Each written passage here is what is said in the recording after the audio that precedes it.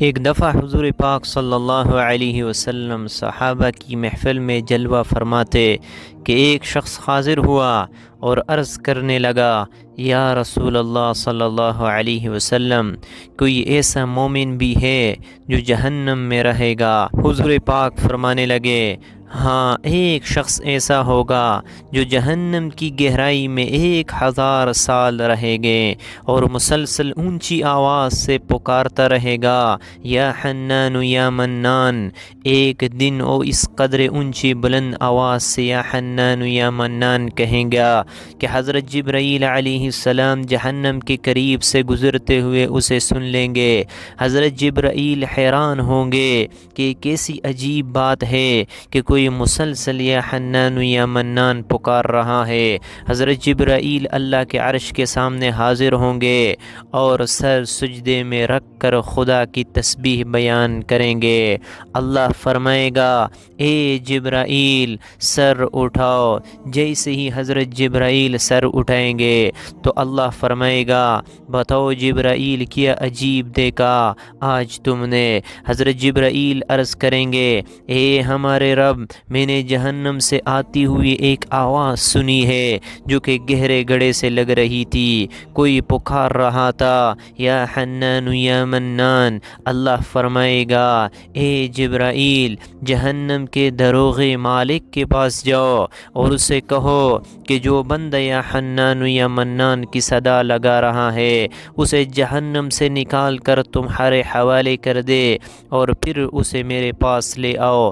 حضرت جبرائیل علیہ السلام جہنم کے دروازے پر تشریف لے جائیں گے، دروازے پر دستک دیں گے، حضرت مالک باہر آئیں گے۔ حضرت جبرائیل علیہ السلام انہیں اللہ پاک کا حکم سنائیں گے۔ حکم سن کر حضرت مالک علیہ السلام جہنم کے اندر جائیں گے۔ ہمارے پیارے آقا صلی اللہ علیہ وسلم نے فرمایا، جیسے ماں اپنے بچوں کو پہچانتی ہے، حضرت مالک ایسے جہنم کو پہچانتے ہیں۔ اس کے باوجود آپ یا حنان یا منان کہنے والے شخص کو تلاش نہیں کر پائیں گے۔ باہر تشریف لائیں گے، حضرت جبرائیل علیہ السلام سے عرض کریں گے، اے جبرائیل جہنم نے گہرا سانس لیا ہے، اس لیے کون سی چیز پتھر ہے، کون سی چیز لوہا ہے اور کون انسان ہے، اس کی پہچان نہیں ہو رہی۔ حضرت جبرائیل پھر اللہ کی بارگاہ میں سجدہ کریں گے۔ اللہ پاک ارشاد فرمائے گا، اے جبرائیل سر اٹھاؤ، تم یا حنان یا منان کہنے والے کو کیوں نہیں لائے؟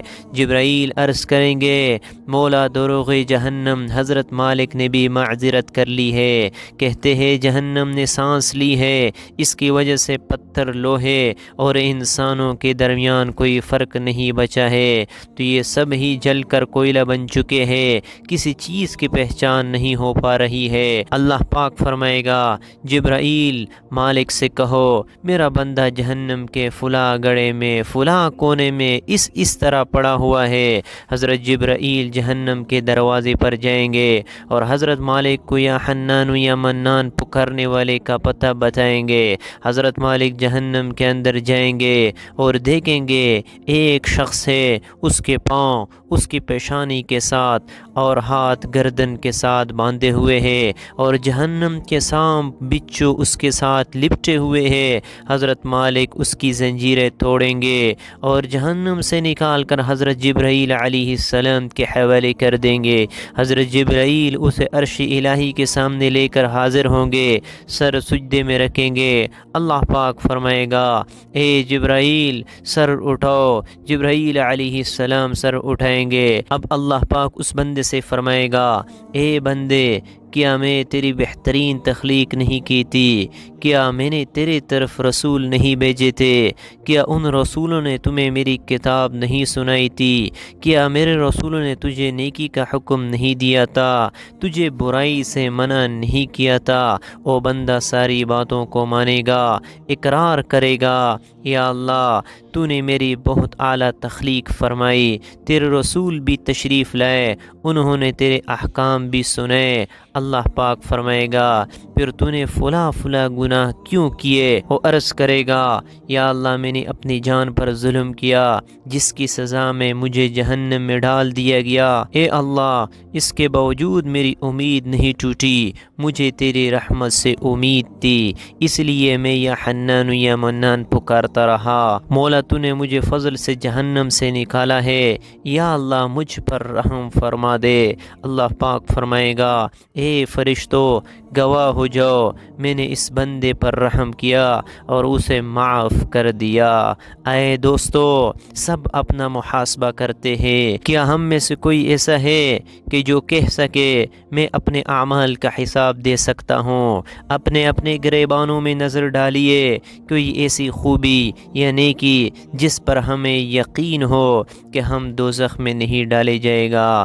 ہزاروں سال کی عبادتیں بھی رد ہوتی دیکھی گئی ہے، تو بس اللہ سے دعا کرتے ہیں کہ اے اللہ ہم جانتے ہیں کہ اگر ہمارے اعمال کا سخت حساب لیا گیا تو یقیناً ہم نہیں بچ پائیں گے، ہم بے حد گناہ گار ہیں، لیکن اے اللہ پاک ہم تیری رحمت کا سوال کرتے ہیں، ہم سے حساب اپنے عدل و انصاف پر نہ لینا بلکہ ہم پر اپنی رحمت اور عطا کا سایہ رکھنا۔